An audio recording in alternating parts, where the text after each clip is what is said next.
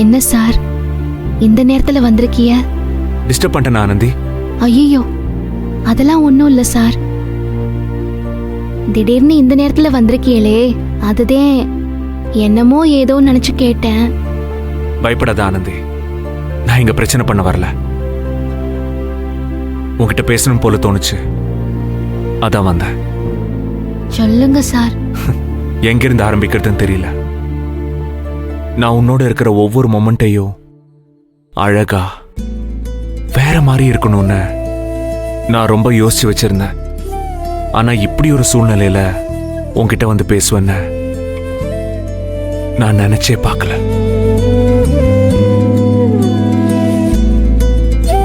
அது சின்ன வயசுல இருந்து இது வரைக்கும் நான் ஆசைப்பட்ட எதுவும் எனக்கு கிடைக்காம இருந்ததில்ல.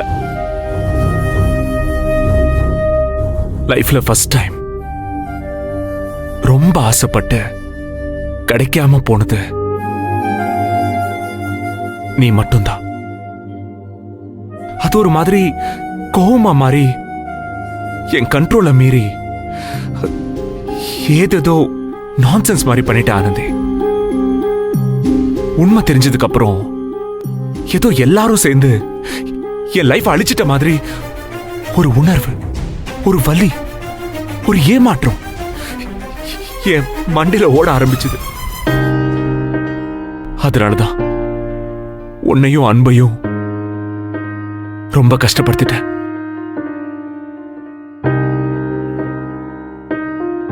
உண்மையை சொல்லணும்னா இப்போ இந்த நிமிஷம் வரைக்கும் நீ என் லைஃப்ல இல்லைங்கிறத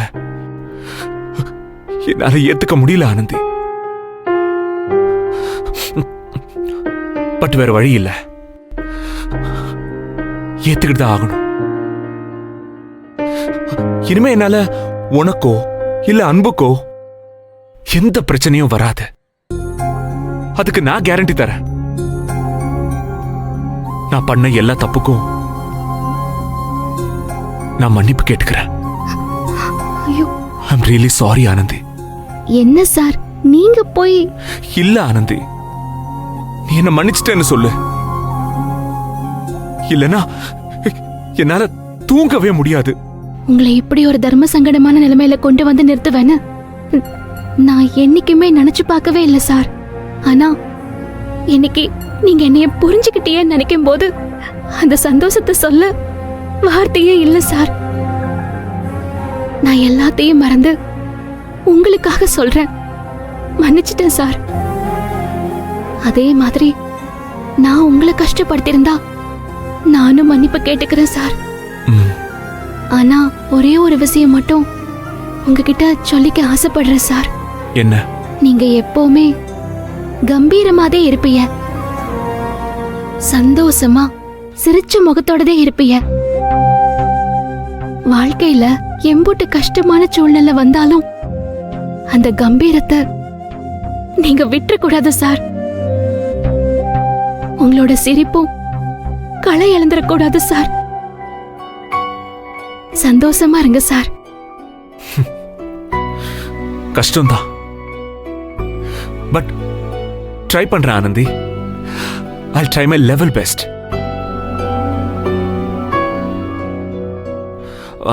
ஆமா, நீ வரும்போதே கவனிச்சேன், ஒரு மாதிரி டயர்டா இருக்கு.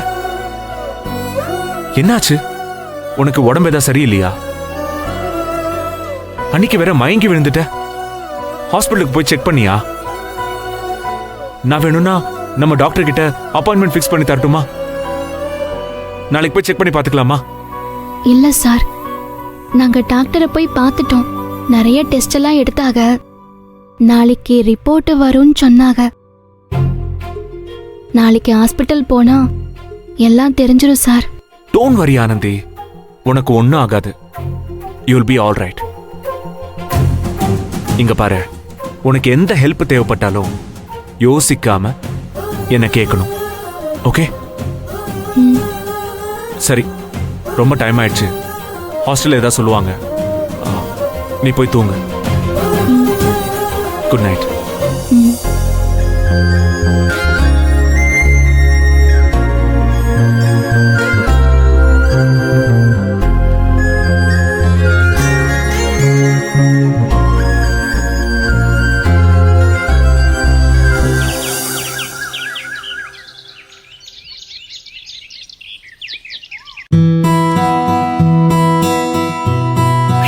டைம் ஆச்சு. டேடே அண்ணா அண்ணா, எனக்கு எக்ஸாம்க்கு டைம் ஆச்சுண்ணா. என்ன காலேஜ்ல டிராப் பண்றியா? என்னால டிராப் பண்ண முடியாது. நான் ஒரு முக்கியமான விஷயமா வெளியே போறேன்.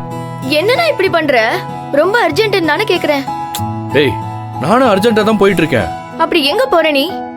ஆனந்தி ஹாஸ்பிட்டல் கூட்டிட்டு போகணும். இன்னைக்கு ரிப்போர்ட் வந்திருக்கோன்னு வந்து வாங்கிக்க சொன்னாங்க. சும்மா போய் சொல்லாதடா. ஏய், என்ன காலையிலேயே 2 பேரும் கத்திக்கிட்டு இருக்கீங்க? எனக்கு எக்ஸாம்க்கு டைம் ஆச்சுமா. இவனை டிராப் பண்ண சொன்னா ரொம்ப தான் பண்றான். நீ கொஞ்சம் சொல்லுமா. டேய், ஒரு நாளாவது அவளை கூட்டிட்டு போய் விட்டுட்டு தான் வாயேன். மா, ஆனந்திக்கு டெஸ்ட் ரிசல்ட் இன்னைக்கு வருதுமா. ரிப்போர்ட் வாங்க போகணும். ஆமால. சரி சரி, நீ போய் அதை பாரு, அதுதான் முக்கியம். என்னது அம்மா? ஏய், புரிஞ்சுக்கோடி. அவளுக்கு கொஞ்ச நாள்ல உடம்பு சரியில்லை. நீ ஏன்டா நிக்கிற? போ. சரிம்மா. அப்ப நானு? ஏய், இங்க சண்டை போட்டுட்டு இருந்த நேரம் நீ ஒரு ஆட்டோ பிடிச்சு போயிருக்கலாம். இப்போ அது பிடிச்சிட்டு போ. வர வர யாருக்கும் என் மேல பாசமே இல்ல.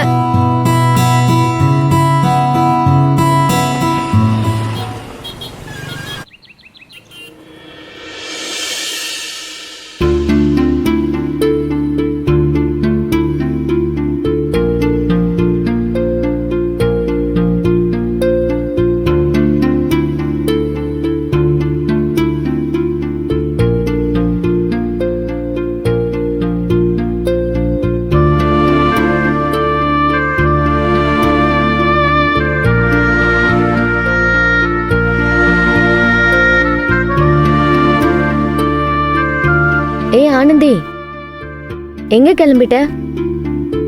ஆஸ்பத்திரிக்கு ரிப்போர்ட் வாங்கதே கிளம்பிக்கு இருக்கிறேன். ஏண்டி, என்னை எழுப்பிருக்கலாம்ல.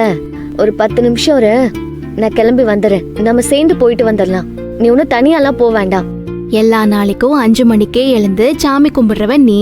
இன்னைக்கு இம்புட்டு நேரம் தூங்கும் போதே தெரியுது நீ எம்புட்டு வேலை பார்த்துட்டு வந்திருக்கிறன்னு. இன்னும் கொஞ்ச நேரமாவது தூங்கு காயத்ரி.